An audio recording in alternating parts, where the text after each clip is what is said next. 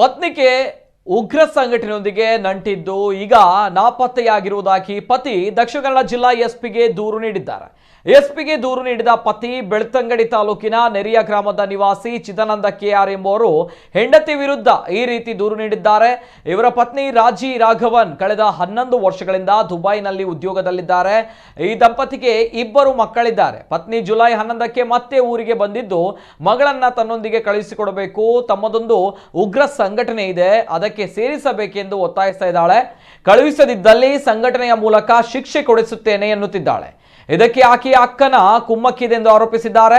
ಲಕ್ಷದ್ವೀಪದಿಂದ ಓರ್ವ ತನಗೆ ಕರೆ ಮಾಡಿ, ನೀನು ನಿನ್ನ ಮಗಳು ಹಾಗೂ ಹೆಂಡತಿಯನ್ನ ನಮ್ಮೊಂದಿಗೆ ಕಳುಹಿಸಿಕೊಡಬೇಕು, ಇಲ್ಲದಿದ್ದಲ್ಲಿ ನಾವು ಬಂದು ಕರೆದೊಯ್ಯುತ್ತೇವೆ, ನಿನಗೆ ಎಷ್ಟು ದುಡ್ಡು ಬೇಕು ಕೇರಳಕ್ಕೆ ಬಾ, ಕೊಡ್ತೇವೆ, ನೀವು ಇಬ್ಬರನ್ನ ದುಬೈಗೆ ಕಳುಹಿಸಿಕೊಡಬೇಕೆಂದು ಆತ ಒತ್ತಡ ಹಾಕ್ತಾ ಇದ್ದಾನೆ ಎಂದು ಚಿದಾನಂದ ಆರೋಪಿಸಿದ್ದಾರೆ.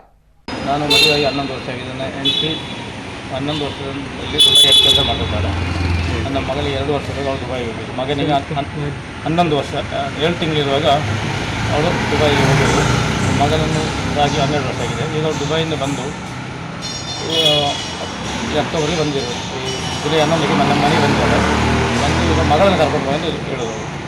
ಯಾಕಂದರೆ ಅವಳ ಅಕ್ಕನ ಸಂಪರ್ಕದಲ್ಲಿ ಇರೋದು, ರೆಡಿಯಿಂದಲೂ ಆಗ್ತದೆ. ಅವಳ ಸಂಪರ್ಕದಿಂದಾಗಿ ಅವಳು ನಮ್ಮ ಮಗಳನ್ನು ಕರ್ಕೊಂಡು ಹೋಗಬೇಕು, ನನ್ನ ದೊಡ್ಡ ಸಂಘಟನೆ ಇದೆ, ನನ್ನ ಕಳಿಸದಿದ್ದರೆ ನಿಮಗೆ ಮತ್ತು ನಿಮ್ಮ ಮನೆಯವರಿಗೆ ಅವಳು ಶಿಕ್ಷೆ ಕೊಡಿಸ್ತೇವೆ ನನ್ನ ಸಂಘಟನೆಯಿಂದ. ಮತ್ತು ಲಕ್ಷದೀಪನೊಬ್ಬ ಫೋನ್ ಮಾಡ್ತಾನೆ ನನಗೆ, ನೀನು ನಿನ್ನ ಹೆಂಡತಿ ಮಗಳನ್ನು ಕಳಿಸಲೇಬೇಕು, ಮಗಳನ್ನು ಮತ್ತು ನಿನ್ನ ಹೆಂಡತಿ ಕಳಿಸಿದ್ರೆ ನಾವು ಬಂದು ಕರ್ಕೊಂಡು ಹೋಗ್ತೇವೆ, ನಿಮಗೆ ಎಷ್ಟು ದುಡ್ಡು ಬೇಕು ಗಾಡಿ ಮಾಡಿ ಬನ್ನಿ ಕೇರಳಕ್ಕೆ, ನಾವು ದುಡ್ಡು ಕೊಡ್ತೀವಿ. ಮತ್ತು ಅವರನ್ನು 1 ವರ್ಷ ದುಬೈಗೆ ಕಳಿಸಿರ್ತಾರೆ. ಮಗಳನ್ನು ಮತ್ತು ಹೆಂಡತಿಯನ್ನು ಕಳಿಸಬೇಕು ಅಂತ ಇವರು ಪ್ರಶ್ನೆ ನಮಗೆ.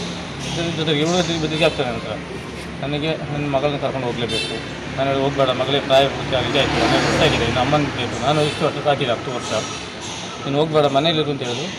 ನಾನು ಇರಲ್ಲ, ಹೋಗ್ತೇನೆ, ನಾನು ನನ್ನ ಮಗಳನ್ನ ಕರ್ಕೊಂಡು ಹೋಗಲೇಬೇಕು ಅಷ್ಟು ಹಠ ಮಾಡ್ತಾರೆ. ಅದಕ್ಕೆ ನಾನು ನಮ್ಮಲ್ಲಿ ಅವಳು ಈ ತಿಂಗಳು 26 ತಾರೀಕು ಸಂಜೆ ಊಟ ಮಾಡಿ ನನ್ನ ಮಲಗಿದ್ದೆವು. ರಾತ್ರಿ 11 ಗಂಟೆ 12 ಗಂಟೆಗೆ ನಮ್ಮ ಜೊತೆಯಲ್ಲಿ ಮಾತಾಡ್ತಿದ್ದೆವು. ತದನಂತರ ಅವಳಿಗೆ ಮಗಳ ಜೊತೆ ಮಲಗ್ತಿದ್ದು ಹೋದ ಅವಳು ಮಗಳ ಜೊತೆ ಮಗಳು ನಿದ್ದೆ ಮಾಡಿದ ಮೇಲೆ ಅವಳು ಎದ್ದು ಹೋಗಿದ್ದಾಳೆ. ಮನೆಯಲ್ಲಿ ಮಿಸ್ಸಿಂಗ್ ಆಗಿದೆ. ಧರ್ಮಸ್ಥಳ ಸ್ಟೇಷನ್ಗೆ ಕಂಪ್ಲೇಂಟ್ ಮಾಡಿದ್ದೇವೆ. ಕಂಪ್ಲೇಂಟ್ ಮಾಡಿದ್ರೆ ಯಾವುದೇ ಮಾಹಿತಿ ಇರಲಿಲ್ಲ.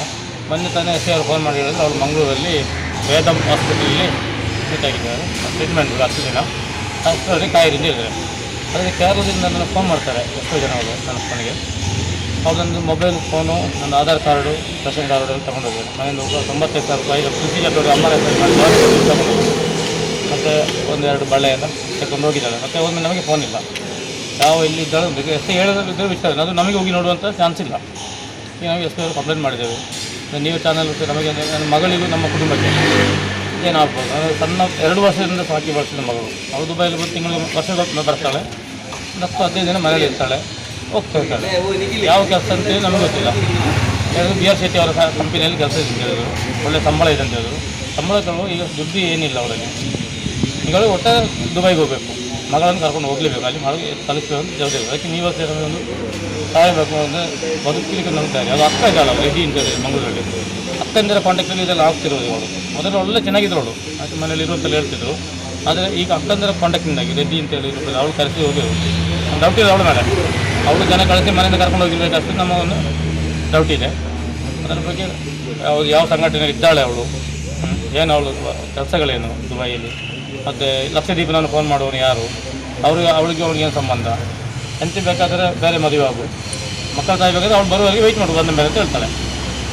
ಯಾವುದೇ ಬಗ್ಗೆ ನೀವು ಕೂಲಂಕಷವಾಗಿ ತನಿಖೆ ಮಾಡಿಸಿ ನಮಗೆ ಒಂದು ಮಕ್ಕಳು ಮತ್ತು ನನಗೆ ಸೇಫ್ಟಿ ಮಾಡ್ಕೋದು. ಮನೆಯಲ್ಲಿ ಬದುಕೊಂದು ಆಸೆಗಳು ಇದೆ ನಮಗೆ. ದುಬೈ ಹೋಗಿ ದುಡಿಬೇಕಂತೇನಿಲ್ಲ. ನನಗೆ